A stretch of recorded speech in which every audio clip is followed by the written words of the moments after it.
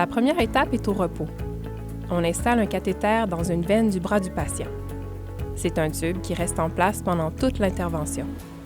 Puis, on injecte le produit radioactif dedans. Ensuite, le patient attend pendant au moins 45 minutes, le temps que le produit se rende dans le muscle du cœur. Si l'examen se fait en 2 jours, il faut manger pendant ce temps d'attente.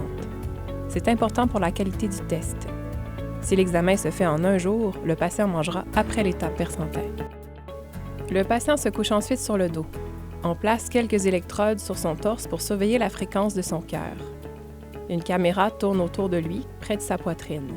Cela dure de 10 à 30 minutes. Il ne faut pas bouger, mais on peut respirer normalement. La seconde étape est avec le Persantin. Si l'examen se déroule en une seule journée, le patient se rend dans la salle de Persantin. Sinon, il y reviendra un autre jour. On colle 10 électrodes sur sa poitrine afin de surveiller son rythme cardiaque pendant que le Persantin agit. On fait asseoir le patient dans un fauteuil. Le Persantin est injecté lentement par le cathéter pendant 4 minutes. Pendant les 3 minutes suivantes, il est possible qu'on demande au patient de bouger les jambes. Puis on injecte de nouveau le produit radioactif. La plupart du temps, on donne un antidote quelques minutes après l'injection du produit radioactif. Plusieurs mesures de la tension artérielle sont prises au début et à la fin de l'examen. Comme à la première étape, le patient attend pendant au moins 45 minutes. Pendant ce temps, il doit manger.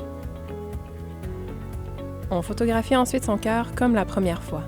Cela dure 10 à 30 minutes. Si c'est possible, on prend ensuite des photos en position sur le ventre et ça dure encore 10 à 20 minutes.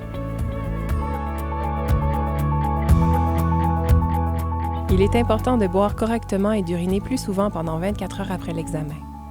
Cela facilite l'élimination du produit radioactif. Le médecin du patient recevra les résultats en quelques jours.